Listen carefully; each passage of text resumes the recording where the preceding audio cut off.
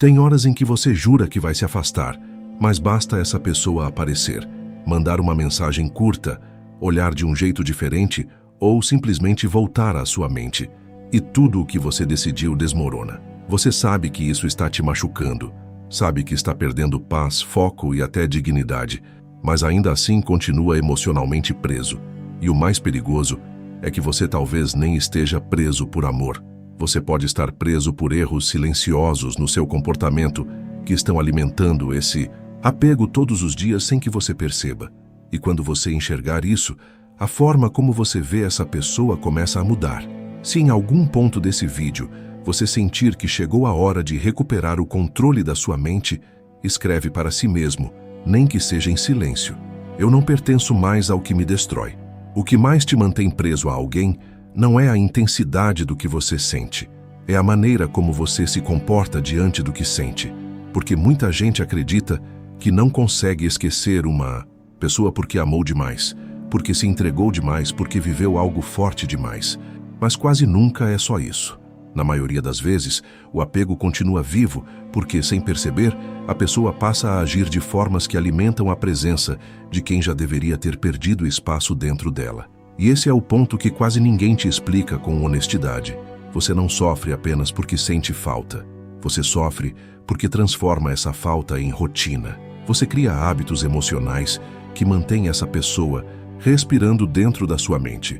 Você repete pensamentos, revisita memórias, interpreta sinais, alimenta expectativas, se oferece internamente de novo e de novo, mesmo quando a realidade já deixou claro o que você não quer aceitar.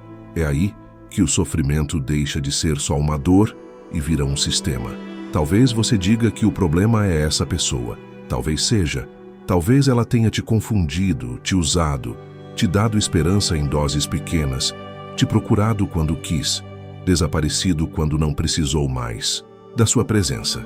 Talvez ela tenha deixado portas entreabertas só para que você nunca soubesse se devia ir embora de vez. Mas existe algo mais fundo do que isso, porque duas pessoas podem passar pela mesma situação, e uma delas sofre, aprende, se reorganiza e segue. A outra fica presa, volta mentalmente, se desgasta, se humilha por dentro e transforma uma história mal resolvida numa prisão emocional. Então a pergunta não é apenas o que essa pessoa fez com você. A pergunta é: por que isso continua tendo tanto poder sobre a sua mente? É aqui que tudo começa a mudar, porque enquanto você acreditar que está preso apenas por causa da força da conexão, você vai continuar impotente. Vai continuar achando que precisa esperar o tempo passar, que precisa que a pessoa suma por completo, que precisa de uma resposta final, de um fechamento perfeito, de uma conversa definitiva, de uma última demonstração. E é aqui que a maioria continua presa sem perceber, porque espera da outra pessoa a libertação, que só pode nascer de uma mudança interna. Desapego não começa quando a pessoa vai embora. Desapego começa quando você para de servir emocionalmente ao que te enfraquece. E antes de falar dos 15 erros que destroem seu comportamento e mantêm você preso, você precisa entender uma coisa com clareza brutal. Apego não correspondido não é só sentimento, é desequilíbrio. É quando sua mente entrega importância demais para alguém que não sustenta o mesmo peso na própria vida. É quando sua paz começa a depender de sinais externos. É quando o seu humor responde ao silêncio de alguém. É quando sua autoestima oscila conforme uma mensagem chega ou não chega. É quando você deixa de viver no centro da sua própria consciência e passa a viver em órbita de outra pessoa. Isso parece amor quando você está dentro, mas de fora, muitas vezes, parece abandono de si. E isso não acontece do nada. Não é de um dia para o outro que alguém perde o próprio eixo emocional. Isso vai acontecendo em pequenas concessões internas. Você começa dando uma desculpa, depois dá mais uma, depois normaliza a ausência, depois aceita menos do que precisa, depois passa a se alimentar de migalhas emocionais, depois chama ansiedade de conexão, depois chama obsessão de profundidade, depois chama sofrimento de prova de amor. E quando percebe, já não está mais tentando viver uma relação, Está tentando sobreviver à influência psicológica que aquela pessoa exerce sobre você. Esse é o primeiro choque que você precisa suportar. Talvez você não esteja preso à pessoa, talvez esteja preso à versão de você que se formou ao redor dela. E existe algo sobre isso que quase sempre passa despercebido. O apego cria uma identidade de espera, uma identidade de carência, uma identidade de vigilância emocional. Você começa a acordar e pensar, dorme e pensa, trabalha e pensa, tenta se distrair e pensa. Tudo parece ter um fundo mental onde essa pessoa continua presente. Não porque ela esteja fazendo algo o tempo todo, mas porque sua mente foi treinada para mantê-la viva.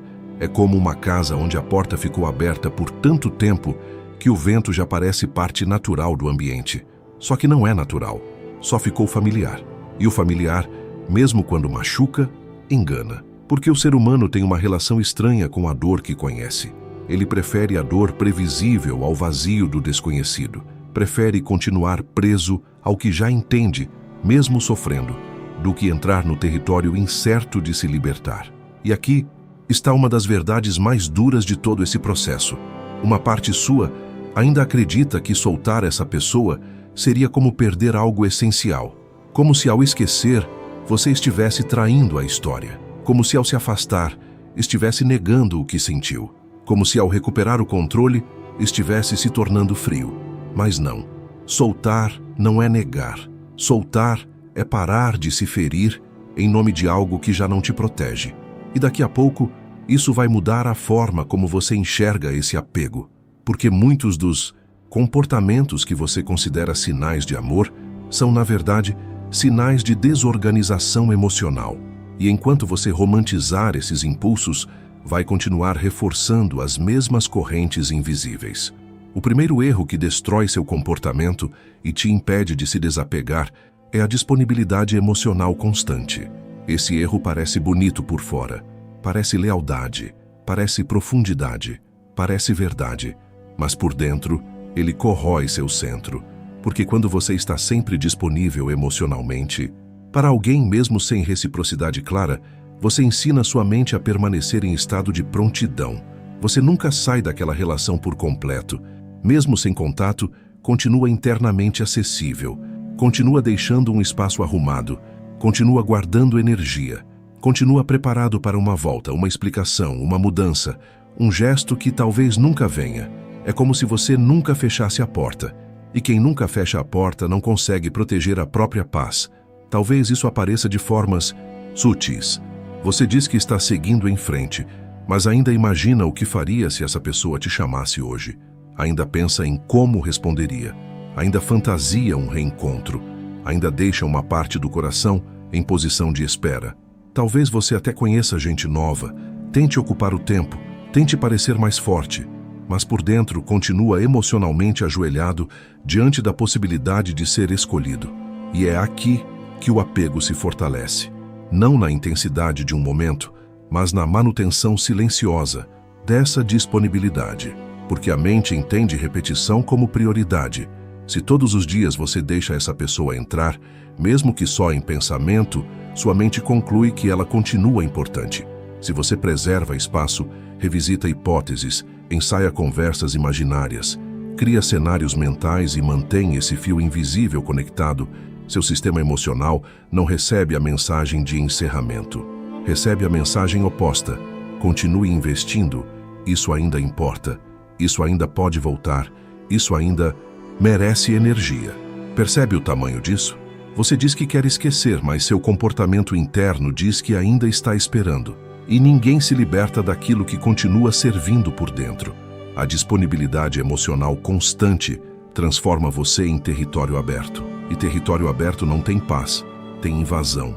Qualquer lembrança entra, qualquer foto abala, qualquer silêncio vira interpretação, qualquer coincidência vira sinal, qualquer ausência vira gatilho. Você vive como alguém que não está mais com a pessoa, mas também não voltou para si. É um estado intermediário, exaustivo, onde a dor não termina porque a entrega também não terminou. Muita gente acha que se desapegar é sentir menos. Não. O primeiro passo é se disponibilizar menos, porque enquanto você continuar emocionalmente acessível para quem te desorganiza, sua mente não vai entender que o ciclo acabou. E isso não significa endurecer, significa recolher energia. Significa parar de deixar sua vida interna à disposição de uma presença que já te custou demais. Significa reconhecer que amor sem limite vira autotraição. Significa perceber que a sua capacidade de sentir é valiosa demais para permanecer estacionada em alguém que não constrói paz dentro de você. Existe uma imagem simples para isso. Imagine que sua mente seja uma sala. Durante muito tempo, essa pessoa ocupou a cadeira central. Tudo era organizado ao redor dela. Seu humor, seus pensamentos, sua esperança, seu medo, sua atenção. Mesmo quando ela saiu, a cadeira continuou reservada. Ninguém senta ali. Nada muda ali. A sala inteira continua montada para uma presença ausente. E o que te prende não é só a falta da pessoa.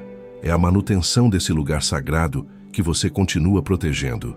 Desapego começa quando você para de manter a cadeira vazia. E isso dói porque parece definitivo, parece cruel, parece que você está matando algo bonito. Mas muitas vezes, o que você está matando não é o amor, é a fantasia que mantinha seu sofrimento vivo, é a espera que consumia seus dias, é a servidão emocional disfarçada de sentimento nobre. Só que a maioria não faz isso.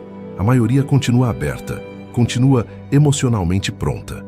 Continua se oferecendo em silêncio e depois pergunta por que não consegue esquecer. Não consegue porque ainda não saiu da posição de reserva. E talvez agora você comece a perceber algo incômodo. Não foi só essa pessoa que ocupou espaço demais. Você entregou esse espaço sem perceber o custo. Você transformou a possibilidade de ser amado por alguém numa autoridade sobre sua paz. E quando alguém ganha autoridade sobre sua paz, sua liberdade interna começa a enfraquecer. Mas esse é só o começo.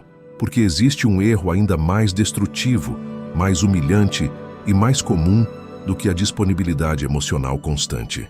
Um erro que faz você perder o controle da mente aos poucos, enfraquece sua dignidade em silêncio e te coloca para correr atrás exatamente daquilo que mais te fere. E quando você entende esse segundo erro, muita coisa que hoje parece amor começa a revelar sua verdadeira face. O segundo erro que destrói seu comportamento e te mantém preso é a reatividade emocional ao menor sinal dessa pessoa. Você tenta seguir o dia, tenta parecer normal, tenta convencer a si mesmo de que está melhorando. Mas então vem uma mensagem inesperada, uma visualização, uma foto, um silêncio diferente, uma lembrança que reaparece, e tudo dentro de você muda de posição. Seu corpo responde antes da razão, sua mente acelera, seu coração cria hipótese, sua paz sai do lugar, e sem perceber você entrega para essa pessoa um tipo de poder que nunca deveria ter saído das suas mãos, porque toda vez que o seu estado interno muda drasticamente por causa de um pequeno estímulo vindo dela, sua mente aprende que essa presença ainda comanda você. Esse é um dos mecanismos mais cruéis do apego. Você não fica preso apenas porque pensa na pessoa. Você fica preso porque reage a ela como se cada detalhe tivesse importância vital. Como se cada gesto fosse um veredito. Como se cada ausência fosse uma ameaça. Como se cada aproximação fosse uma promessa. E é assim que alguém passa a viver não a realidade, mas a interpretação constante de sinais. Você já viu isso acontecer dentro de si? Uma mensagem curta e você passa minutos tentando entender o tom. Uma demora para responder e sua mente já cria medo, dor, ansiedade, insegurança. Uma demonstração mínima de interesse e você sente uma esperança que parecia morta renascer inteira. Um afastamento pequeno e você volta a sentir aquele vazio conhecido, aquele peso no peito, aquela sensação de estar sendo deixado para trás de novo. E o mais exaustivo é que tudo isso pode acontecer sem que nada concreto tenha acontecido de fato. Basta um sinal, porque o seu sistema emocional já foi condicionado. É como um fio desencapado. Qualquer toque acende, qualquer contato gera descarga. Qualquer oscilação dessa pessoa atravessa você, como se estivesse entrando num território sem proteção. E Enquanto isso acontece, você continua acreditando que o problema é só a intensidade do sentimento, mas não é. Existe aqui uma falta de governo interno, uma ausência de distância emocional entre o que a pessoa faz e o que acontece dentro de você. Esse é o verdadeiro desgaste. Não é apenas sentir, é não conseguir sustentar estabilidade diante do que sente. Uma pessoa emocionalmente livre pode até lembrar, sentir, reconhecer a dor, mas não se desorganiza inteira a cada movimento externo. Já quem está preso vive em estado de sensibilidade excessiva. Tudo vira gatilho, tudo mexe, tudo desregula. A mente vira um campo de reação, não de comando. E quando você vive assim, deixa de conduzir sua vida e passa a ser conduzido por estímulos. Perceba como isso destrói o seu comportamento em silêncio. Você para de olhar os fatos e começa a ler sinais. Para de observar a realidade e começa a perseguir indícios. Para de respeitar o que essa pessoa consistentemente mostra e começa a se agarrar ao que ela ocasionalmente sugere. É assim que a mente se aprisiona, não pela verdade, mas pela oscilação. E existe algo ainda mais profundo aqui. A reatividade emocional não revela apenas amor. Muitas vezes, ela revela abstinência. Sim, abstinência. Porque quando você se acostuma a receber pequenas doses de atenção, presença, validação ou expectativa, seu cérebro passa a desejar isso como quem espera uma substância que alivia por alguns minutos e cobra caro depois. Você sofre com a ausência, mas também se enfraquece com o alívio momentâneo. Você se machuca quando a pessoa some, mas também se desorganiza quando ela aparece. Em ambos os casos, continua sem liberdade. É por isso que tantas pessoas confundem intensidade com conexão profunda, quando na verdade estão vivendo um ciclo de recompensa intermitente. Um ciclo em que nunca recebem o suficiente para descansar, mas recebem o bastante para continuar esperando. E isso destrói qualquer paz, porque a esperança parcial é uma das prisões mais sofisticadas que existem. Ela não fecha completamente a porta. Ela só impede que você tenha coragem de sair do corredor. Talvez você já tenha percebido isso sem conseguir nomear. Há momentos em que essa pessoa parece quase te perder e então reaparece. Não necessariamente com entrega real, mas com o suficiente para reacender algo. E você, que já estava começando a respirar melhor, volta a mergulhar, volta a pensar, volta a criar expectativa, volta a reorganizar emocionalmente a vida inteira em torno de um detalhe. E depois, quando percebe, já está de novo no mesmo ciclo que prometeu nunca mais repetir. A pergunta é, por que um simples gesto ainda tem esse efeito? Por que seu interior ainda não recuperou a autoridade sobre si mesmo? Enquanto o seu sistema emocional depender do comportamento dessa pessoa para encontrar paz, você continuará vulnerável. E isso não se resolve pedindo clareza para ela. Não se resolve tentando interpretar melhor. Não se resolve monitorando menos por alguns dias e depois recaindo. Isso começa a se resolver quando você entende que paz comprada com sinais externos nunca é paz. É suspensão provisória da dor. A maioria das pessoas não quer ouvir isso porque ainda sonha com o sinal certo. Ainda imagina que uma mensagem específica, uma conversa madura, um pedido de desculpas, uma declaração tardia ou um retorno mais intenso vai finalmente colocar tudo no lugar. Mas é aqui que a maioria continua presa sem perceber, porque transfere para um evento futuro a responsabilidade por uma liberdade que precisa nascer agora. Você não precisa de mais sinais, você precisa de menos dependência deles. E esse ponto é duro porque obriga você a abandonar uma ilusão confortável, a de que existe algo lá fora prestes a resolver esse caos por dentro. Não existe. Mesmo que essa pessoa volte, mesmo que diga as palavras que você queria ouvir, mesmo que por um instante te coloque no centro, nada disso constrói liberdade se o seu comportamento continuar reativo. Porque, onde há reatividade, não há escolha. Há impulso, há reflexo, há carência em movimento. Desapego exige um tipo de força silenciosa que pouca gente desenvolve. A capacidade de não obedecer imediatamente ao que sente. Isso não quer dizer negar emoção. Quer dizer não se curvar automaticamente a ela. Você sente vontade de olhar, mas não olha. Sente impulso de responder no mesmo segundo, mas não responde sob comando da ansiedade. Sente a mente querendo interpretar, mas interrompe a espiral. Sente o corpo buscando migalhas, mas não alimenta esse padrão. Aos poucos, sua mente começa a aprender algo novo, que a presença dessa pessoa já não determina tudo. E é nesse ponto que uma mudança verdadeira começa. Porque até aqui, talvez você tenha tentado esquecer essa pessoa usando distração.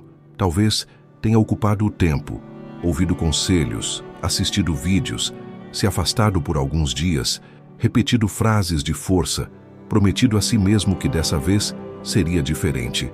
Mas se a sua estrutura interna continua reativa, basta um toque para o sistema inteiro voltar a obedecer ao velho padrão.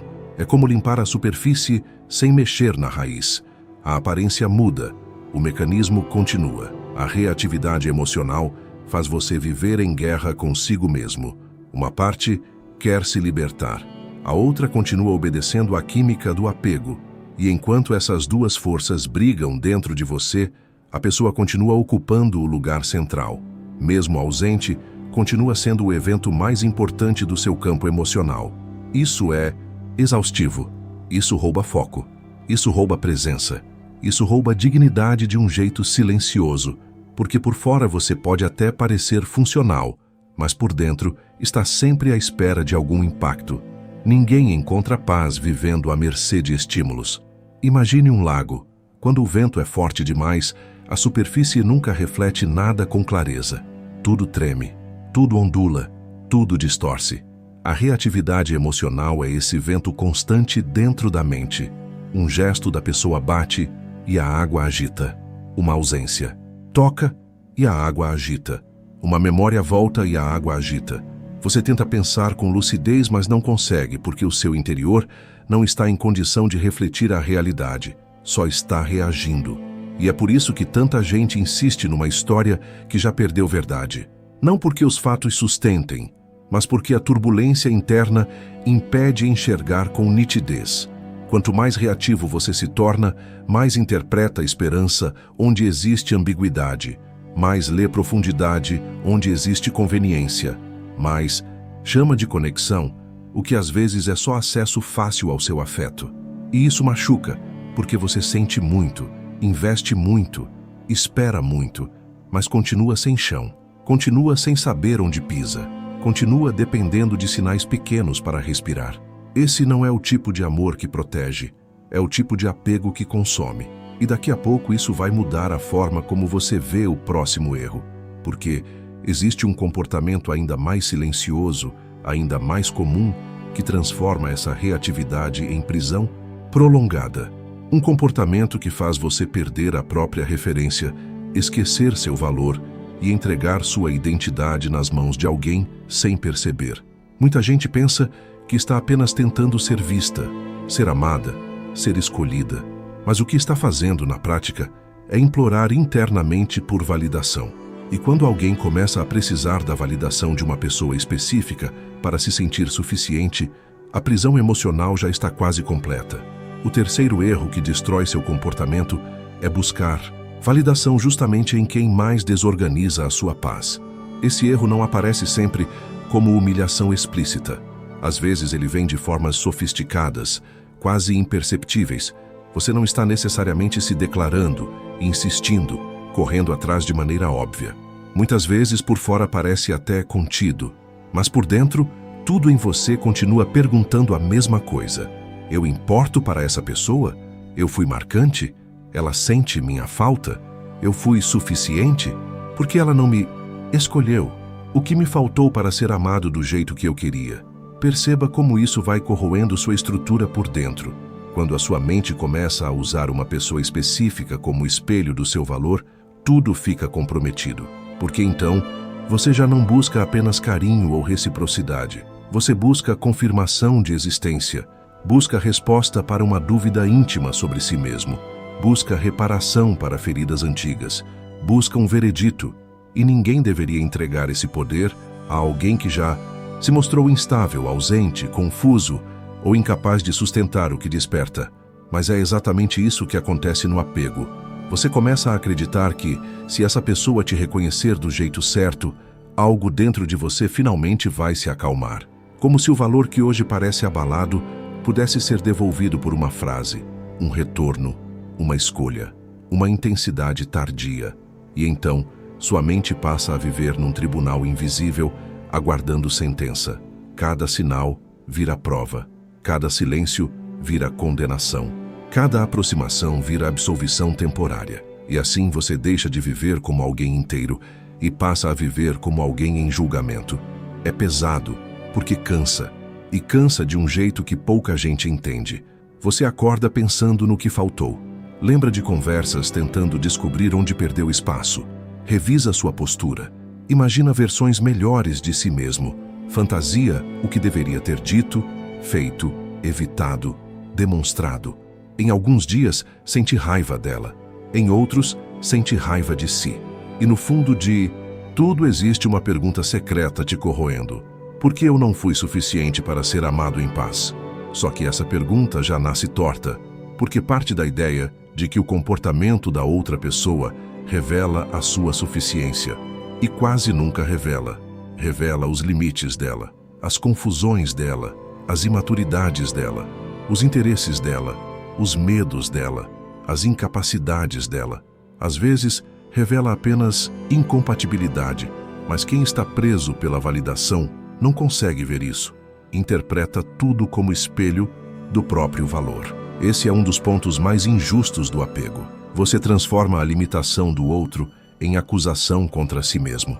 E enquanto fizer isso, continuará preso, porque vai tentar se corrigir para merecer o que talvez nunca dependeu de correção.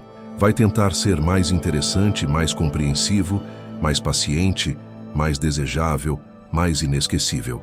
Vai continuar se adaptando internamente a uma prova que nunca termina.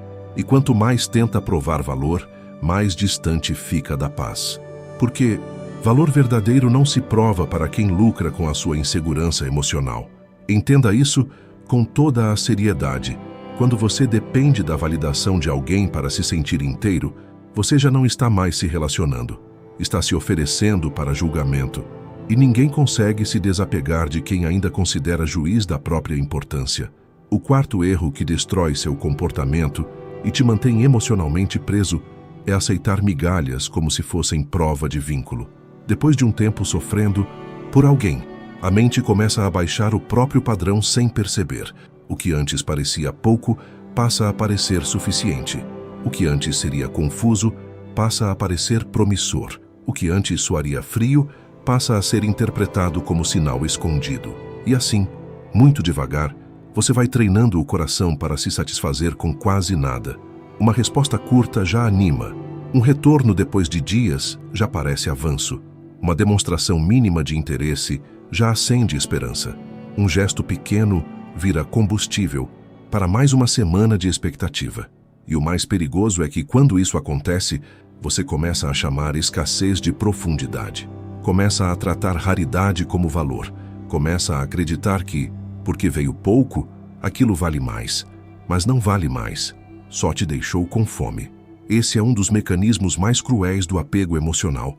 A pessoa não precisa te oferecer uma presença inteira para continuar ocupando espaço dentro de você. Às vezes, ela só precisa aparecer o suficiente para impedir o seu desligamento. Só isso. Uma lembrança, uma aproximação rápida, uma conversa morna, um interesse incompleto, uma saudade vaga, uma abertura sem compromisso. E pronto. Sua mente, que já estava tentando se reorganizar, volta a se inclinar. Porque quando você está carente de clareza, qualquer sinal parece grande. E é aqui que muita gente se perde por anos. Não porque viveu uma grande história, mas porque continua sendo alimentada por pequenas doses de ambiguidade. Nunca recebe o bastante para descansar. Nunca perde o bastante para encerrar. Fica nesse lugar intermediário, onde nada se firma e nada termina. E esse tipo de prisão é silenciosa, porque por fora não existe uma relação de fato, mas por dentro existe uma ocupação permanente. Aceitar migalhas destrói seu comportamento porque deseduca sua percepção. Você para de medir presença por consistência e começa a medir por impacto emocional. Se mexeu com você, parece importante. Se acendeu algo, parece verdadeiro. Se doeu quando sumiu, parece profundo. Mas nem tudo o que te atinge te faz bem.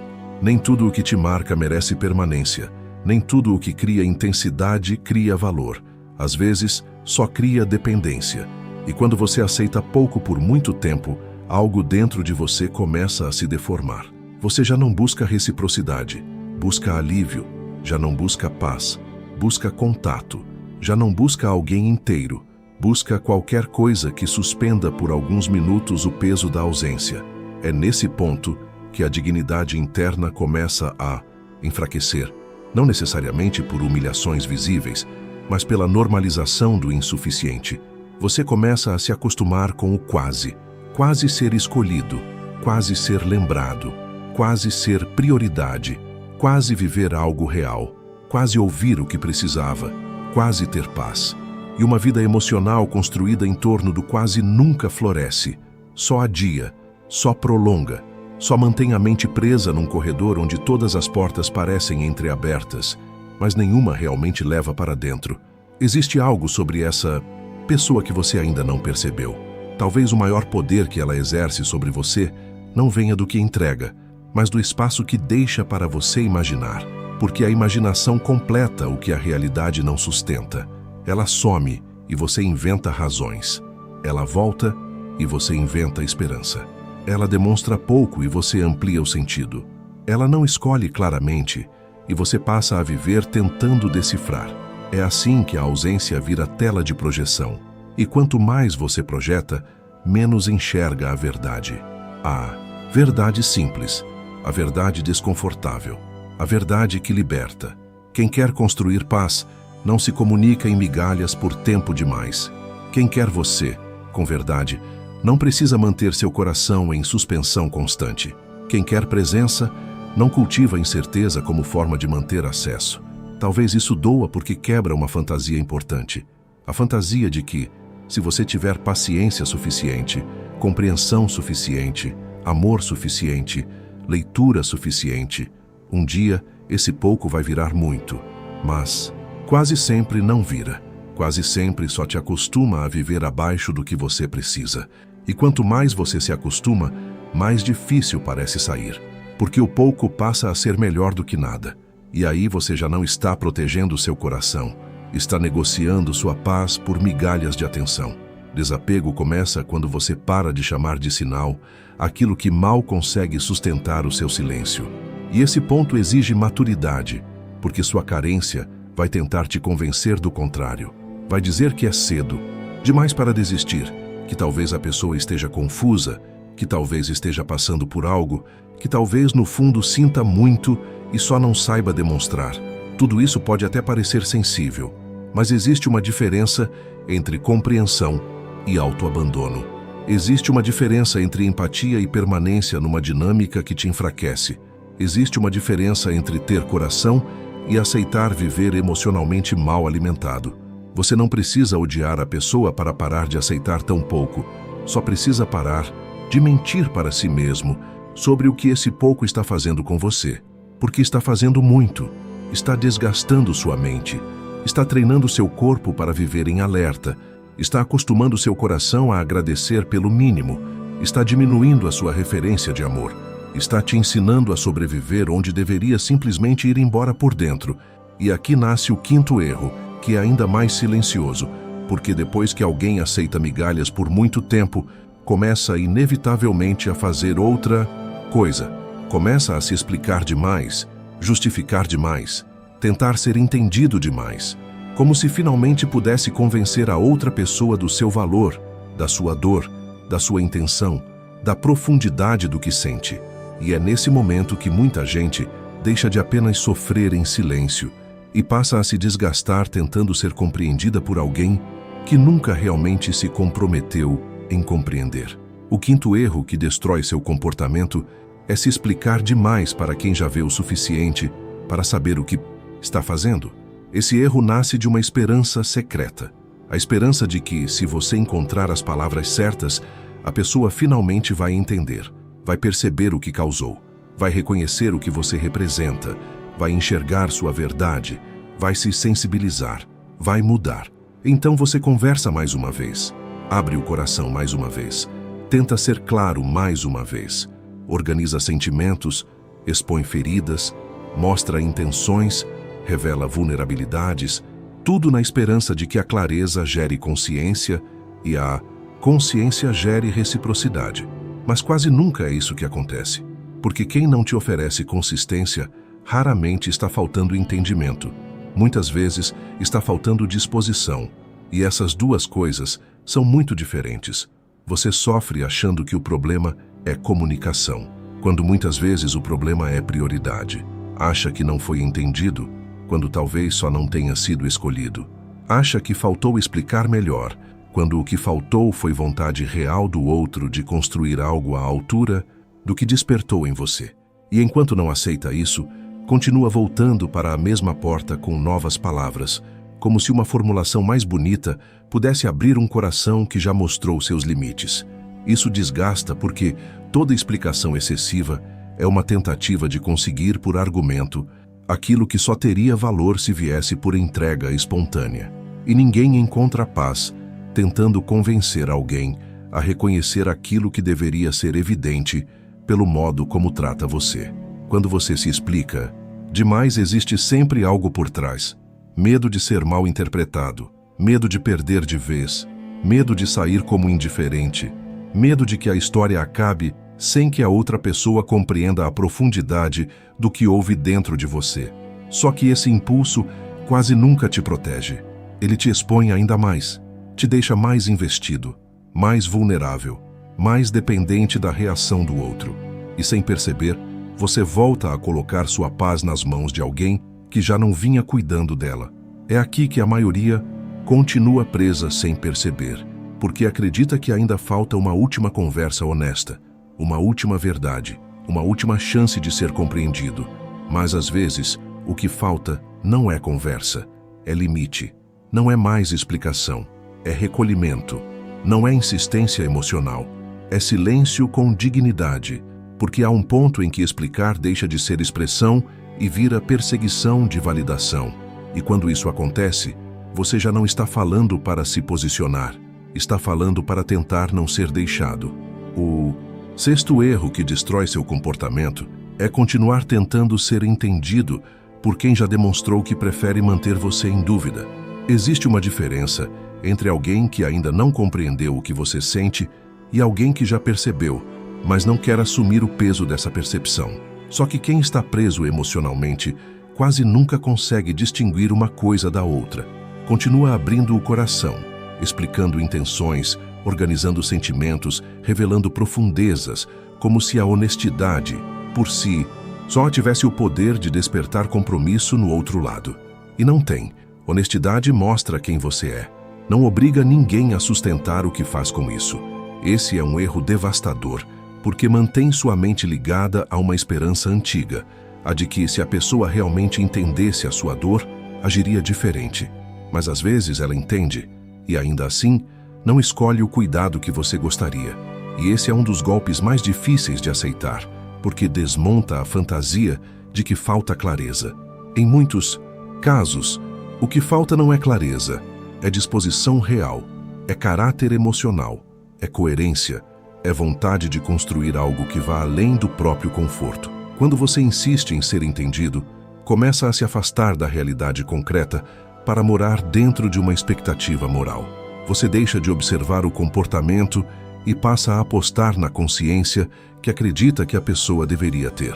Acredita que, no fundo, ela vai perceber, vai amadurecer, vai reconhecer o que fez, vai voltar diferente, vai, enfim, se tornar a versão que faria sentido para a história que você criou. Mas isso não é relação. Isso é espera vestida de esperança. E espera prolongada corrói. Corrói a autoestima, porque faz você acreditar que ainda precisa acertar o tom. Corrói a lucidez, porque mantém sua atenção presa a sinais mínimos.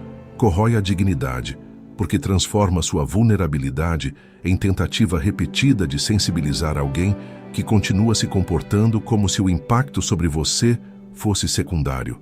Aos poucos, você começa a tratar compreensão como prêmio, e quando isso acontece, Seu valor interno já está sendo negociado. Há algo muito silencioso nesse processo. Quanto mais você tenta ser entendido, menos percebe que está, no fundo, tentando tornar sua dor incontestável.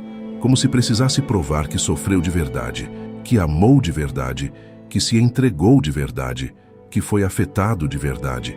Como se, sem esse reconhecimento, a experiência ficasse incompleta. E é exatamente aqui que o apego se fortalece. Porque a sua mente passa a depender do reconhecimento do outro para validar até o que aconteceu dentro de você. Mas a sua dor não precisa da autorização de ninguém para ser real. O que você sentiu, existiu. O que te feriu, existiu. O que te desorganizou, existiu. E tentar arrancar da outra pessoa uma admissão perfeita sobre isso é continuar colocando o centro da sua verdade fora de você. É deixar sua paz esperando uma sentença. É permanecer emocionalmente de joelhos diante de alguém que talvez nunca vá te oferecer o tipo de reconhecimento que a sua mente continua buscando. Existe uma imagem simples para isso. Imagine alguém tentando fechar uma ferida, encostando nela repetidamente. Toda vez que toca, reabre. Toda vez que tenta verificar se melhorou, machuca mais. A insistência em ser entendido funciona assim. Você pensa que está resolvendo, mas muitas vezes está só tocando de novo no lugar que precisava de silêncio para cicatrizar. E é aqui que nasce o sétimo erro, um dos mais comuns e um dos mais perigosos, porque ele parece amor profundo quando, na verdade, muitas vezes é só falta de eixo interno. Esse erro faz você acreditar que toda essa dor prova a importância dessa pessoa, faz você interpretar sofrimento como sinal de verdade. Faz você olhar para a intensidade do caos e concluir que só algo muito especial poderia ter esse efeito. Mas nem toda dor revela grandeza. Algumas dores só revelam desorganização. O sétimo erro que destrói seu comportamento é confundir intensidade emocional com profundidade de vínculo. Talvez esse erro seja um dos mais difíceis de abandonar, porque ele alimenta a narrativa que sustenta o apego. Você pensa, se mexe tanto comigo, deve ser porque foi real demais. Se ainda dói tanto, deve ser porque havia algo raro ali. Se essa pessoa continua tão viva na minha mente, deve ser porque nossa conexão foi diferente. E assim, pouco a pouco, você transforma a força do impacto em argumento a favor da permanência. Mas intensidade e verdade não são assim a mesma coisa. Uma tempestade também é intensa, e nem por isso foi feita para ser moradia. Há relações que trazem paz, construção, clareza, reciprocidade e presença. Elas aprofundam sem destruir. Elas tocam sem desorganizar completamente. Elas exigem maturidade, sim, mas não pedem que você viva em estado de ansiedade para provar que são importantes. Já o apego confuso costuma funcionar de outro modo. Ele cria picos, quedas, ausência, expectativa, alívio breve, medo, oscilação. Tudo isso produz intensidade. Só que intensidade não é necessariamente profundidade. Às vezes é só turbulência. E a mente emocionalmente carente é muito vulnerável a esse engano, porque ela interpreta o que é mais agudo como o que é mais verdadeiro. Quanto mais mexe, mais parece especial. Quanto mais perturba, mais parece inevitável. Quanto mais difícil de soltar, mais parece destinado. E é por isso que tanta gente insiste no que a destrói. Não porque a realidade seja tão extraordinária, mas porque o sistema emocional está tão inflamado que qualquer estímulo parece sagrado. Perceba como isso altera sua percepção. Uma pessoa estável pode parecer menos marcante porque não ativa o mesmo caos. Uma presença tranquila pode parecer fraca porque não provoca as mesmas descargas químicas. Uma relação saudável pode parecer sem graça para quem se acostumou a confundir adrenalina com amor. E assim, você vai treinando o coração para desejar o que o fere, só porque o que fere causa mais barulho. Mas barulho não é profundidade. Barulho só impede que você escute a verdade. E a verdade é que muita coisa que você chamou de conexão talvez tenha sido ativação de feridas antigas, medo de rejeição, necessidade de ser escolhido, carência de validação, pavor de abandono, desejo de finalmente viver com alguém a reparação do que faltou em outros momentos da sua vida.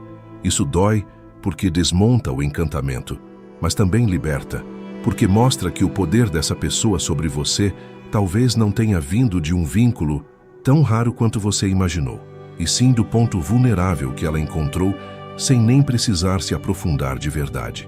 É aqui que a maioria continua presa sem perceber. Continua protegendo uma narrativa grandiosa sobre a história para não ter que encarar a possibilidade de que sofreu tanto por algo que na prática nunca foi tão sólido quanto parecia. E eu sei como isso machuca o ego, a memória e a esperança. Porque aceitar isso exige não apenas soltar a pessoa, exige soltar a versão idealizada da história. Só que é exatamente aí que a liberdade começa. Você não precisa diminuir o que sentiu, não precisa fingir que não foi importante, não precisa transformar tudo em mentira para conseguir se afastar, mas precisa parar de usar a intensidade da dor como prova da grandeza do vínculo.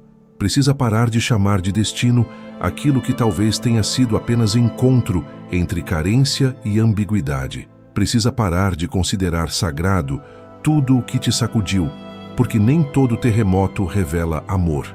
Às vezes só revela uma estrutura emocional que já estava frágil, e daqui a pouco isso vai mudar a forma como você enxerga outro erro ainda mais silencioso. Porque depois que a mente confunde intensidade com profundidade, ela passa a fazer algo previsível. Começa a manter viva a imagem da pessoa como se estivesse preservando algo precioso. Volta às lembranças, revisita cenas, revive palavras, alimenta o filme interno, e então o apego ganha uma nova fortaleza, talvez a mais traiçoeira de todas, a idealização. O oitavo erro que destrói seu comportamento é alimentar mentalmente uma versão idealizada dessa pessoa. Quase ninguém fica preso apenas ao que a pessoa foi. Fica preso ao que imagina que ela poderia ter sido, ao que ela parecia ser nos momentos certos, ao que prometia nos instantes de abertura, ao que você sentia quando acreditava que finalmente seria diferente. E como a mente apaixonada ou ferida não grava tudo com equilíbrio, ela seleciona, amplia alguns momentos, suaviza outros, apaga incoerências, diminui ausências, embeleza o que foi confuso, e sem perceber, você deixa de sofrer apenas por alguém real, passa a sofrer por uma construção interna. Essa é uma das correntes mais difíceis de ver, porque ela é feita de memória, expectativa e fantasia misturadas. Você não se apega só ao que viveu, se apega ao que imaginou viver, ao futuro que projetou, à conversa que nunca aconteceu, mas parecia possível, à relação que nunca se consolidou, mas parecia iminente, à versão mais delicada, mais profunda, mais presente da pessoa, aquela que aparecia em doses pequenas e desaparecia antes de ser cobrada de verdade. E justamente por aparecer pouco, parecia mais preciosa. Mas talvez não fosse preciosa.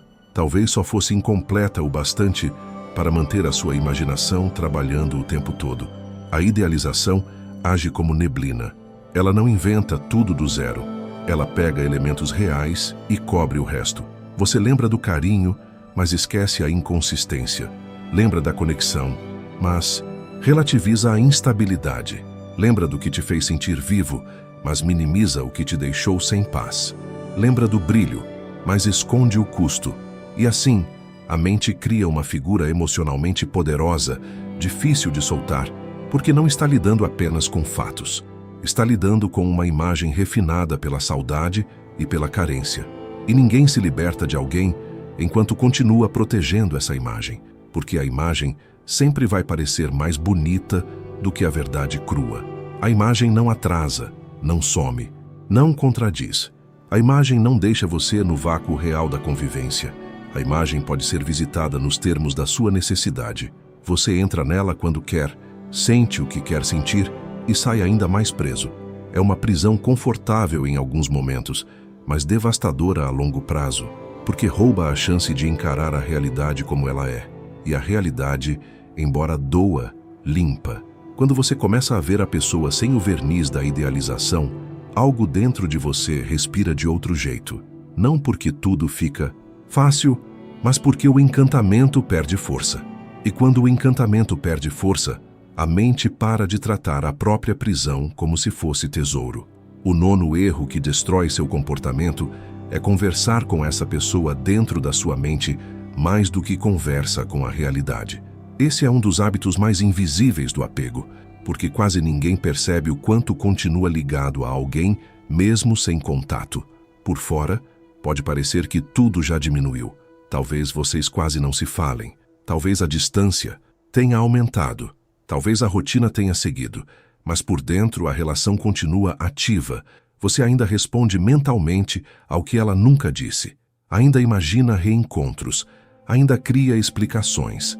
Ainda revisita discussões. Ainda ensaia falas que gostaria de ter feito. Ainda fantasia a conversa que fecharia o ciclo, a mensagem que mudaria tudo, o momento em que finalmente seria compreendido, escolhido ou reconhecido.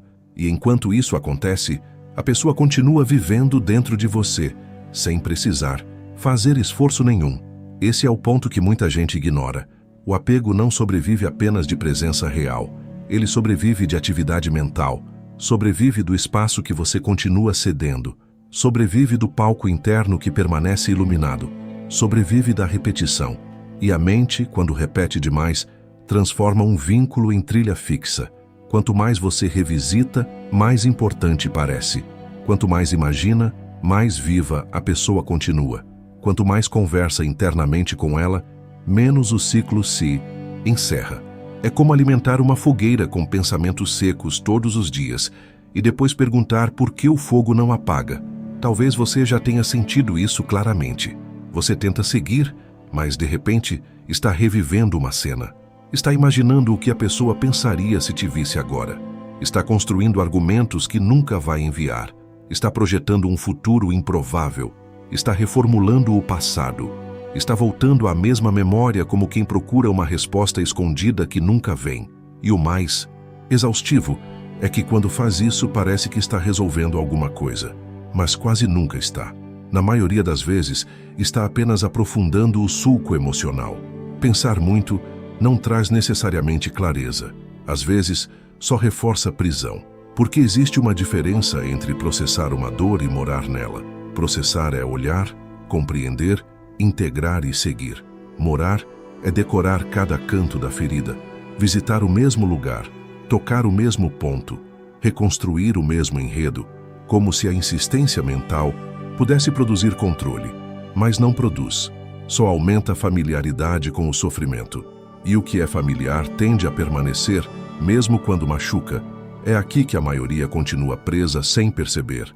Acha que ainda está sentindo muito porque a história foi grande demais, quando muitas vezes continua sentindo muito porque nunca parou de mentalmente frequentar a pessoa. Nunca interrompeu o hábito. Nunca quebrou a liturgia interna do apego. Continua oferecendo atenção, mesmo no silêncio. Continua dando palco, mesmo na ausência. Continua permitindo que alguém ocupe a sala central da mente, mesmo depois de já ter custado paz demais. Isso destrói seu comportamento, porque rouba a presença da sua própria vida. Você está num lugar, mas não inteiro.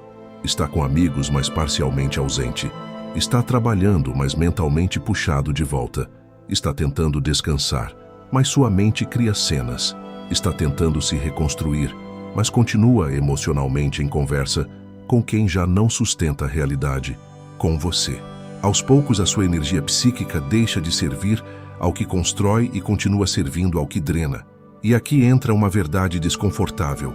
Pensar nela o tempo todo não é prova de amor. Muitas vezes é só falta de disciplina emocional. Isso não diminui a dor, não ironiza o que você sente. Apenas mostra que libertação não depende apenas de esperar o sentimento enfraquecer. Depende também de parar de reforçar o circuito, porque toda vez que você abre voluntariamente mais uma sessão de conversa interna, mais uma análise, mais uma fantasia, mais um ensaio, você diz para o cérebro: isso ainda é prioridade, isso ainda precisa da nossa energia, isso ainda merece ser mantido vivo, mas talvez não mereça mais. Talvez o que você chama de saudade seja, em parte, repetição automática. Talvez o que parece conexão eterna seja também condicionamento. Talvez o peso que essa pessoa ainda tem na sua mente não venha apenas do que viveu, mas do quanto continua oferecendo a ela um espaço que não é mais dela. E quando você percebe isso, algo muda, porque deixa de parecer um mistério romântico impossível de vencer e começa a revelar um padrão que pode sim ser interrompido. Desapego começa quando você para de colaborar com a presença mental de quem te desorganiza. Não significa controlar pensamentos de forma neurótica. Não significa lutar contra cada lembrança como se fosse proibida. Significa não servir bandeja para elas. Não se sentar à mesa toda vez que a mente chama para mais uma conversa imaginária. Não transformar impulso em ritual. Não fazer da ausência um templo. Imagine que cada pensamento recorrente seja uma trilha na mata. Quanto mais você pisa, mais aberta ela fica. Mais fácil fica voltar. Mais automática se torna a passagem. Mas se você para de passar, o mato começa a crescer de novo. A trilha não some em um dia, mas perde força, perde evidência, perde domínio. O cérebro também funciona assim. Ele consolida o que você percorre repetidamente e enfraquece o que deixa de ser usado. Só que muita gente não aceita esse processo porque, no fundo, ainda acredita que pensar na pessoa mantém o vínculo vivo, como se esquecer fosse uma forma de apagar algo importante demais, como se parar de revisitar fosse desrespeitar o que sentiu, como se soltar a presença mental fosse admitir derrota.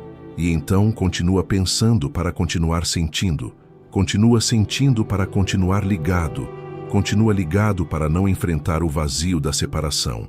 Mas vazio não é fim, vazio é espaço antes da reconstrução. E aqui nasce o 10º erro, talvez um dos mais traiçoeiros de todos, porque ele parece sensibilidade, parece esperança, parece conexão especial, mas na prática só prolonga a prisão.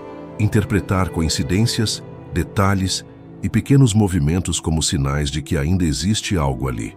O 10º erro que destrói seu comportamento é transformar qualquer detalhe em confirmação daquilo que você quer acreditar. Depois que alguém ocupa espaço demais na sua mente, o seu olhar perde neutralidade. Você já não observa, você procura indícios, procura abertura, procura significado, procura qualquer coisa que permita continuar sustentando a narrativa de que ainda existe um caminho, uma chance, uma tensão não resolvida, um sentimento escondido, uma volta possível. E quando a mente entra nesse estado, o mundo inteiro vira superfície de interpretação. Uma música parece mensagem, um horário repetido parece sinal, uma postagem parece indireta, um olhar parece saudade, um retorno breve parece prova, uma visualização parece intenção, um afastamento estranho parece medo de sentir. E assim, sem perceber, você vai construindo uma espiritualidade do apego, uma leitura simbólica de tudo o que toca minimamente a presença dessa pessoa. Mas nem tudo tem recado, nem tudo é destino, nem tudo que parece conexão é mais do que coincidência atravessando uma mente já vulnerável. Esse erro é perigoso porque sequestra sua lucidez. Em vez de você olhar para o comportamento contínuo da pessoa, passa a viver de detalhes soltos. Em vez de considerar a coerência do que ela sustenta, passa a se alimentar de fragmentos. Em vez de respeitar a realidade, passa a recolher peças espalhadas para montar o quebra-cabeça que deseja enxergar. E isso nunca termina bem porque a imaginação sempre consegue produzir sentido quando o coração está desesperado por esperança. É assim que a prisão se prolonga. Você não sai porque acha que tem alguma coisa no ar. Não encerra porque sentiu algo diferente. Não se recolhe porque dessa vez pareceu genuíno. Não protege a paz porque algo diz que ainda não acabou. Só que muitas vezes, esse algo não é intuição. É carência vestida de significado. É desejo procurando provas. É medo de soltar transformado em interpretação refinada. Existe algo sobre isso que você ainda precisa ver com clareza. A mente apegada não quer verdade, quer continuidade. E se ela precisar inventar profundidade em coincidências para evitar o luto, real ela faz isso. Faz porque encerrar dói. Faz porque aceitar a ausência concreta dói. Faz porque abrir mão da narrativa especial dói. Então, ela coleta elementos que permitam adiar a ruptura definitiva. Qualquer microdetalhe vira ponte. Qualquer ambiguidade vira combustível. Qualquer migalha simbólica vira confirmação íntima de que ainda vale esperar. Mas esperar em cima de sinais frágeis é uma forma sofisticada de se abandonar. Pessoas livres observam consistência. Pessoas presas vivem de interpretação. E isso muda tudo, porque quando você para de perguntar o que isso quer dizer, a cada detalhe, começa a fazer uma pergunta muito mais honesta. O que essa dinâmica inteira tem feito com a minha paz? Essa é a pergunta que corta a névoa. Essa é a pergunta que desmonta o encantamento. Essa é a pergunta que recoloca você no centro. Porque o problema nunca foi apenas o que a pessoa sentia ou deixava de sentir. O problema é o preço emocional que você está pagando para continuar, sustentando esse vínculo dentro de si. E daqui a pouco isso vai tocar num erro ainda mais doloroso, porque depois de viver de pensamentos, sinais e interpretações, a mente tende a cair em outro padrão previsível. Começa a adiar a própria vida, como se não conseguisse se mover por inteiro, enquanto essa história não for resolvida. É aí que o apego deixa de ser só sofrimento e vira paralisia. O 11º erro que destrói seu comportamento é suspender a própria vida enquanto espera uma definição emocional. Esse erro é devastador porque raramente aparece de forma explícita. Quase ninguém diz em voz alta: vou parar minha vida por causa dessa pessoa. Mas é exatamente isso que acontece de maneiras silenciosas. Você perde presença, perde apetite por projetos, perde consistência na rotina, perde entusiasmo por conhecer o novo, perde força para investir em si. Tudo fica meio pausado, meio sem brilho, meio em segundo plano, como se sua energia principal estivesse reservada para resolver internamente algo que nunca se resolve por completo.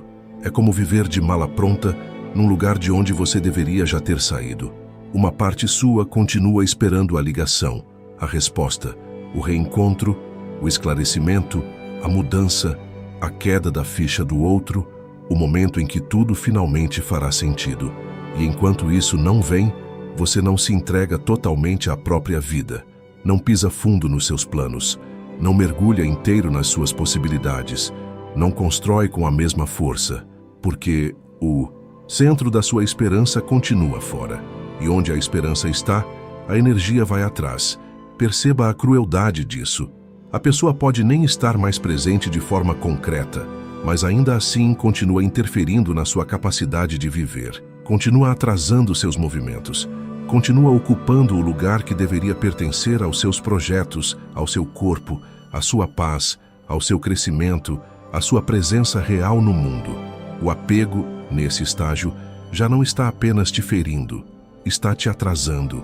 E ninguém percebe isso no começo, porque a paralisia emocional costuma se vestir de "estou só passando por um momento difícil". Mas quando o momento difícil se prolonga, o custo cresce. Dias se tornam semanas, semanas se tornam meses, às vezes anos, e a vida, que deveria estar se expandindo, fica retida atrás de uma história que talvez nem tenha sido tão grande quanto o impacto que causou. É doloroso admitir isso, mas necessário. Muitas pessoas não estão apenas sofrendo por alguém, estão usando esse sofrimento como eixo secreto da própria existência. A dor vira companhia, a espera vira identidade, a falta de resolução vira estrutura. E sem perceber, a pessoa passa a viver ao redor da ferida, organizando tudo em torno dela. Acorda com ela, dorme com ela, toma decisões a partir dela, mede o tempo por ela. E então a libertação parece ameaçadora, porque não seria só perder a pessoa, seria perder também a identidade construída em torno daquele sofrimento. Mas é exatamente essa identidade que precisa morrer para que sua vida volte a andar, porque ninguém floresce de verdade com o coração estacionado numa ausência. Você pode continuar funcional por fora, pode continuar cumprindo coisas, sorrindo, trabalhando, aparecendo, mas se a sua vida interna continua suspensa à espera de uma definição que não chega, alguma parte essencial sua continua parada. E essa parte parada pesa. Pesa no corpo, pesa na mente, pesa na autoestima, pesa no tempo. Você sente que algo em você não flui, que a energia não volta inteira, que existe sempre uma amarra invisível puxando para trás. Essa amarra é o apego ocupando o lugar da direção. O 12º erro que destrói seu comportamento é transformar a dor em identidade. No começo, você sofre por alguém. Depois de um tempo, sem perceber, começa a se reconhecer através desse sofrimento. Já não é apenas uma fase ruim da sua vida emocional, vira uma forma de existir por dentro. Você se acostuma a ser a pessoa que sente falta, a pessoa que espera, a pessoa que ainda não conseguiu esquecer, a pessoa que continua afetada, a pessoa que carrega uma ausência como se fosse parte do próprio nome. E isso é mais perigoso do que parece, porque quando a dor vira identidade, soltar deixa de parecer libertação e começa a parecer perda de si. É por isso que tanta gente diz querer se desapegar, mas quando surge uma oportunidade real de mudança, recua, porque uma parte secreta da mente já fez morada na própria ferida, já sabe viver ali, já entende aquela linguagem, já reconhece aquele peso. A dor ficou familiar, e o familiar, mesmo quando corrói, cria a sensação de continuidade. Você sabe quem é dentro dele, sabe como pensar, como lembrar, como esperar, como lamentar. Soltar exigiria entrar num espaço novo, mais silencioso, menos dramático, menos definido por essa pessoa. E isso assusta mais do que você gostaria de admitir. Existe algo muito humano nisso. O ser humano se apega até ao que o machuca quando aquilo oferece uma narrativa estável. Sofrer por alguém dá uma história para contar a si mesmo, dá um centro emocional, dá uma explicação para a confusão, para a paralisia, para a falta de brilho, para a instabilidade. Enquanto isso permanece, você não precisa encarar outras perguntas mais profundas. Não precisa perguntar o que ficou abandonado em você antes mesmo dessa pessoa aparecer. Não precisa olhar para o vazio que existe quando essa história perde o trono. Não precisa reconstruir a própria vida a partir de um centro novo. Mas é justamente por isso que esse erro aprisiona tanto. Porque quando a dor vira identidade, você passa a protegê-la. Revive lembranças para continuar sendo quem é. Mantém a pessoa mentalmente por perto para não perder o enredo. Conserva a ferida aberta porque o fechamento exigiria renascimento. E renascimento sempre exige morte de uma versão anterior. O problema é que muita gente quer paz sem abrir mão da personagem que construiu ao redor do sofrimento. A personagem que ama demais. A personagem que sente demais. A personagem que ninguém entendeu. A personagem que foi deixada com uma história inacabada. A personagem que continua presa a algo raro demais para ser esquecido. Tudo isso pode parecer profundo e às vezes até soa bonito na cabeça de quem vive, mas continua sendo prisão.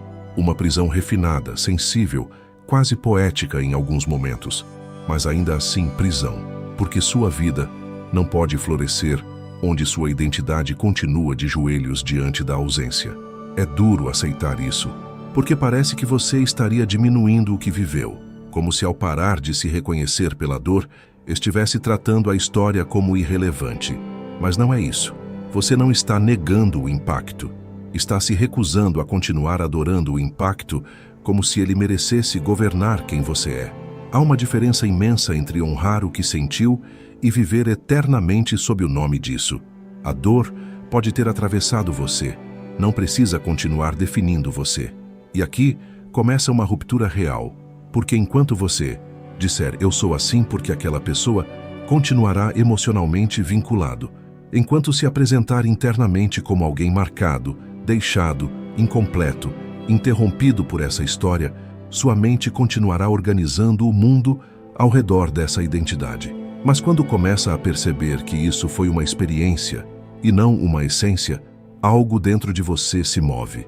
O apego perde uma das suas raízes mais profundas, a associação entre sofrimento e quem você acredita ser. Talvez você já tenha notado isso sem nomear. Às vezes, quando está melhorando, vem uma estranha sensação de vazio, um silêncio novo, uma ausência de drama, e em vez de paz plena, você sente desconforto, como se algo estivesse faltando, como se sem a dor, ficasse sem referência. Esse é um momento importante, porque revela que não era só a pessoa que estava ocupando espaço, era também a identidade construída ao redor dela. E essa identidade não sai sem resistência. Ela tenta puxar você de volta. faz você revisitar memórias, faz você procurar sinais, faz você se comparar com o passado, faz você quase sentir saudade do próprio sofrimento, porque pelo menos ali havia uma narrativa conhecida. E é aqui que a maioria continua presa sem perceber. Não volta apenas por causa da pessoa. Volta porque ainda não sabe quem é sem o sofrimento que ela gerou. Mas você precisa descobrir quem é quando não está esperando. Quem é quando não está tentando ser escolhido. Quem é quando não está interpretando sinais.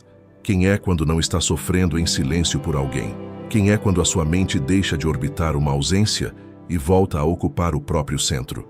Porque existe uma vida inteira em você que talvez tenha sido adiada por tempo demais para manter viva uma história que já cumpriu tudo o que tinha para cumprir. E daqui a pouco, isso toca um erro que nasce quase inevitavelmente desse processo. Quando a pessoa faz da dor uma identidade, começa também a usar o passado como altar. Começa a preservar memórias como se fossem relíquias sagradas. Não revisita apenas para lembrar, revisa para sentir de novo. Alimenta os mesmos cenários, os mesmos lugares, as mesmas músicas, os mesmos detalhes, como se manter o passado aquecido impedisse a perda total. É aí que o apego ganha mais um abrigo. O 13º erro que destrói seu comportamento é transformar memórias em moradia emocional. Lembrar é humano. Morar na lembrança é aprisionamento. Existe uma diferença essencial entre reconhecer que algo existiu e viver retornando ao que existiu para continuar emocionalmente ligado. Mas quem sofre por alguém raramente percebe quando cruza essa linha. No começo, a memória aparece sozinha.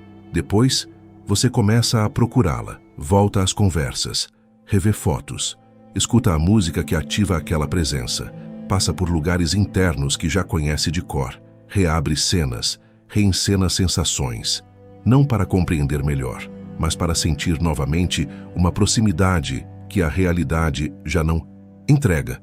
Isso parece inocente, parece saudade natural, parece até respeito pelo que foi importante. Só que aos poucos vira ritual. E todo ritual repetido educa a mente. Você treina o seu sistema emocional para voltar, ensina o corpo a reviver, condiciona a sensibilidade a percorrer os mesmos corredores e então se pergunta por que não consegue esquecer. Não consegue porque continua visitando a mesma casa por dentro, continua abrindo as mesmas janelas, continua sentando na mesma sala, continua respirando o mesmo ar emocional. Ninguém se desapega do lugar em que insiste em morar, e a memória, quando idealizada, se torna muito mais poderosa do que a realidade, porque a realidade tinha contradições, tinha silêncios, ausências, incertezas, falhas, frustrações. Já a lembrança filtrada não. Ela seleciona, ela destaca o brilho, o calor, o olhar, o gesto, o instante de conexão. Ela suaviza o resto, deixa a cena limpa, bela, intocada. E aí, você não está mais comparando o presente com a verdade do que viveu. Está comparando o presente com um filme editado pela carência. Ninguém vence essa comparação. É por isso que muita gente não consegue se abrir para o novo. Não porque o novo seja necessariamente vazio, mas porque concorre com uma memória refinada, sem peso, sem custo, sem contradição, construída para vencer qualquer realidade imperfeita. E enquanto essa comparação existir, o passado continuará parecendo mais vivo do que merece. Existe algo ainda mais profundo aqui. Quando você transforma memórias em moradia emocional, não está apenas preservando a pessoa, está preservando também a versão de você que existia naquele cenário, a versão que esperava, que sonhava, que acreditava, que se sentia vista em certos momentos, que ainda imaginava um desfecho diferente. Então voltar à memória não é só voltar para ela, é voltar para uma identidade antiga, para um tempo em que a esperança ainda tinha outra forma. E isso explica por que dói tanto largar, porque soltar a memória também é aceitar que aquela versão de você não volta mais. Mas ela não precisa voltar. Você não precisa continuar visitando ruínas emocionais para honrar o que viveu. Não precisa manter o passado aceso para provar que foi importante. Não precisa sofrer repetidamente para demonstrar profundidade. O que aconteceu já aconteceu. A memória não ganha mais verdade porque continua te ferindo. E a história não fica mais nobre porque continua ocupando sua paz. Pelo contrário, há um momento em que insistir em lembrar deixa de ser homenagem e vira servidão. Perceba como isso afeta seu comportamento. Você se distrai mais fácil porque qualquer detalhe puxa uma lembrança. Você enfraquece decisões porque uma memória bonita amolece o limite que estava construindo. Você volta a duvidar da própria lucidez, porque um instante antigo parece contradizer meses de dor. Você começa a relativizar o que te machucou porque lembra de um momento específico em que se sentiu especial. E então, todo o progresso interno se inclina de novo. É assim que a mente prorroga o apego, usando o passado para enfraquecer o presente. E a maioria não percebe que está fazendo isso porque confunde revisitar com elaborar. Mas elaborar dói e liberta. Revisitar sem fim anestesia e prende. Uma coisa te aproxima da verdade. A outra te mantém emocionalmente residente num lugar que já não existe. Daqui a pouco isso vai tocar um erro ainda mais profundo, porque depois de morar em memórias, a pessoa geralmente começa a fazer algo que parece prudente, sensível, até maduro, mas que no fundo é só mais uma forma de fuga. Adiar o rompimento interno definitivo em nome de ainda não estou pronto. E muitas vezes, esse ainda não se transforma em anos. O 14º erro que destrói seu comportamento é adiar o corte interno, esperando sentir certeza total para soltar. Muita gente acredita que vai se desapegar quando tiver paz suficiente, quando entender tudo, quando parar de doer, quando o sentimento diminuir naturalmente, quando vier um fechamento claro, quando a pessoa fizer algo decisivo, quando o coração estiver totalmente pronto. Só que quase nunca funciona assim, porque a certeza absoluta raramente chega antes da decisão. Na maioria das vezes, ela só aparece depois que você começa a agir de forma coerente com a liberdade que deseja. Mas quem está preso quer uma garantia emocional antes de se mover, quer ter certeza de que não vai se arrepender, quer sentir que já não ama tanto, quer saber que não haverá recaída. Quer uma convicção limpa, incontestável, sem ambivalência. E enquanto essa condição perfeita não chega, continua ligado, continua pensando, continua dando brecha, continua preservando espaço, continua adiando o gesto interno que realmente importaria. Parar de se disponibilizar para uma história que já te custou demais. Esse erro parece cautela, mas muitas vezes é só medo sofisticado. Medo do vazio, medo da saudade depois. Medo de descobrir que, sem essa história, você vai ter que encarar outras. Partes da vida que ficaram esquecidas. Medo de fechar a porta e sentir o eco do silêncio. Medo de não ter mais a fantasia para retornar quando a realidade apertar.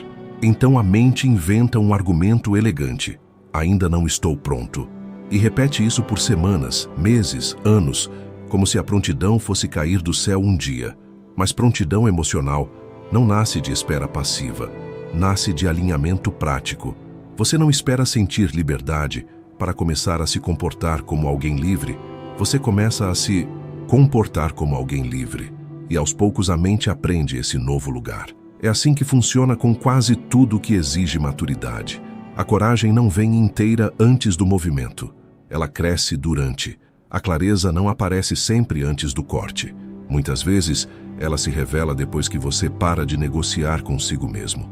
É aqui que a maioria continua presa sem perceber, porque acredita que ainda está sendo justa com o próprio tempo, quando na prática está apenas prolongando a negociação com a própria fraqueza. Continua chamando de processo o que já virou adiamento. Continua chamando de sensibilidade o que já virou tolerância ao sofrimento.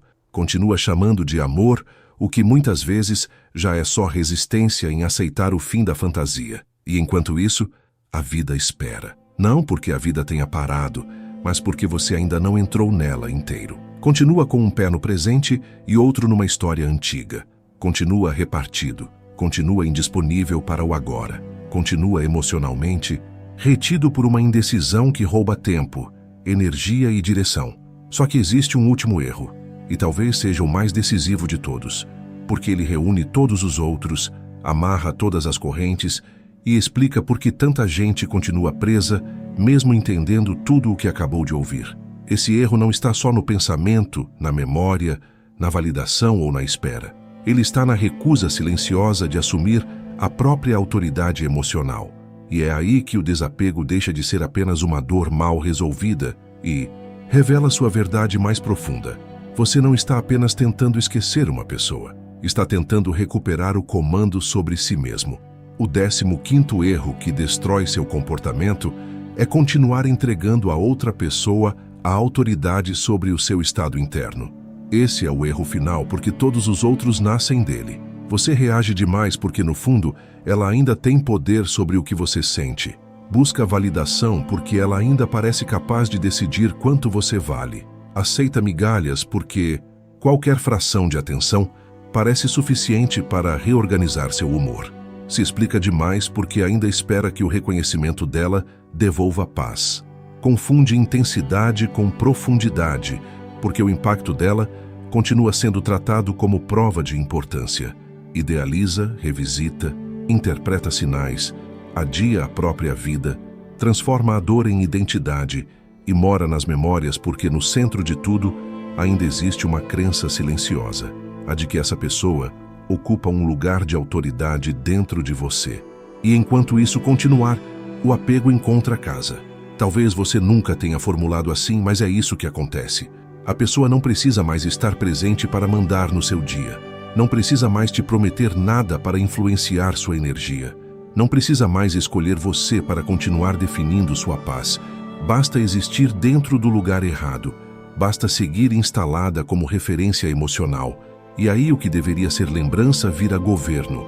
O que deveria ser passado vira comando. O que deveria ter perdido força continua recebendo obediência íntima. Essa é a raiz mais profunda da prisão emocional. Você não sofre apenas porque ama, sente falta ou lembra. Você sofre porque internamente ainda se curva.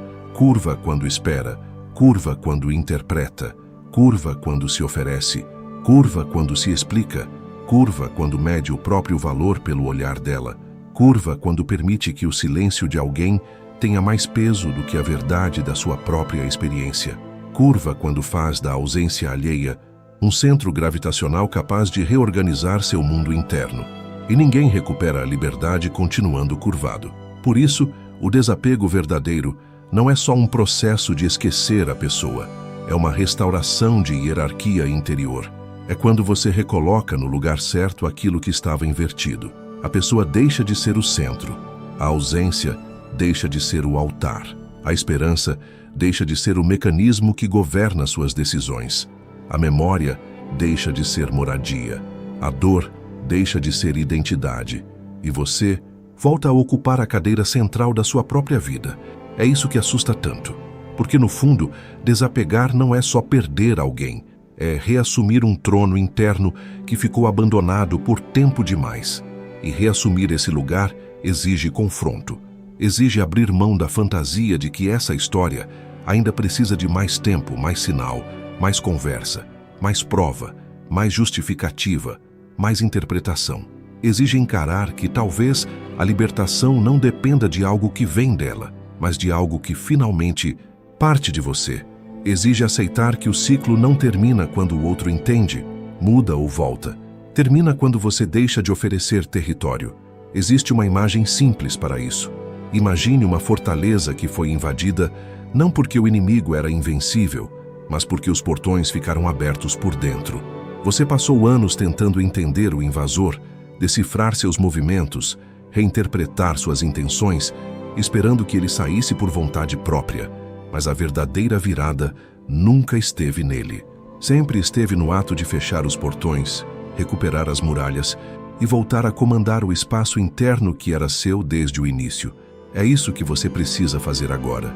Não como metáfora bonita, mas como decisão emocional concreta. Fechar os portões. Fechar os portões para a disponibilidade constante. Fechar os portões para a reatividade automática.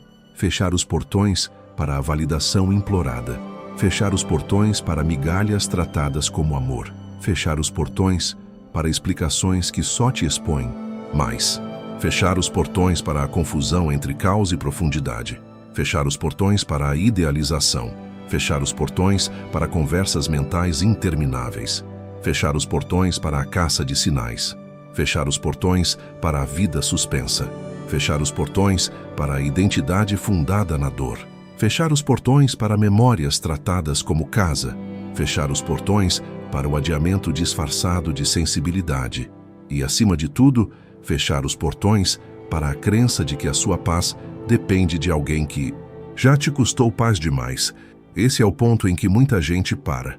Entende tudo, concorda com tudo, se emociona com tudo, mas não faz a única coisa que realmente muda a vida. Escolhe. E sem escolha, não existe ruptura. Sem ruptura, não existe reposicionamento. Sem reposicionamento, o entendimento vira apenas mais uma camada bonita sobre a mesma prisão antiga. Você precisa escolher. Escolher parar de alimentar. Escolher não obedecer todo impulso. Escolher não visitar mentalmente. Escolher não transformar qualquer detalhe em destino. Escolher não se explicar para ser deixado com menos culpa.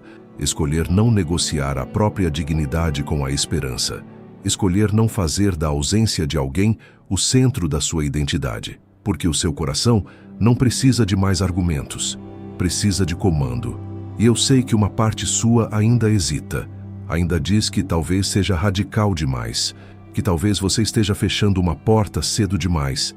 Que talvez ainda exista algo para entender. Que talvez a pessoa ainda volte de outro jeito. Que talvez no fundo tudo isso seja só uma fase. Mas essa parte não está tentando proteger você. Está tentando proteger o vínculo. Está tentando manter viva a estrutura antiga. Está tentando impedir a morte da versão sua que se acostumou a viver em função dessa dor. Só que essa versão precisa acabar. Não de forma violenta. Não com ódio. Não com endurecimento falso. Mas com lucidez e autoridade. Com aquela força calma de quem finalmente percebeu que continuar assim custa caro demais. De quem entendeu que amor sem paz não merece governar. De quem parou de chamar sofrimento repetido de destino. De quem escolheu não se ajoelhar mais diante de uma ausência. Talvez a pessoa continue aparecendo na sua mente por um tempo. Talvez ainda doa. Talvez ainda existam dias mais difíceis. Talvez o corpo peça recaída. A memória tente seduzir. A carência invente novas leituras. A saudade tente reabrir a porta. Mas tudo isso faz parte do processo. O que não pode mais acontecer é você tratar esses impulsos como ordens. Eles podem aparecer sem que você se entregue. Podem bater sem que você abra. Podem existir sem que governem. É aí que a liberdade começa de verdade. Não quando a lembrança some por completo, mas quando já não manda em você. Não quando o passado desaparece, mas quando perde autoridade. Não quando a pessoa finalmente te dá o que você queria, mas quando você para de precisar que ela dê. Não quando tudo fica leve de uma vez, mas quando você deixa de se curvar ao que pesa, e então aos poucos algo muda. A mente desacelera, o corpo respira diferente, os dias deixam de ser organizados pela ausência, o silêncio já não parece ameaça, a memória perde brilho ritual, a fantasia começa a desmoronar. A espera deixa de parecer nobre, e uma presença esquecida volta a surgir no centro de tudo. Você sem implorar sentido.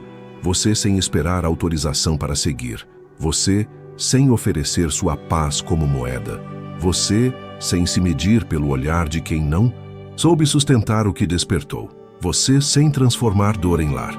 Você sem confundir apego com amor. Esse é o verdadeiro fechamento de ciclo.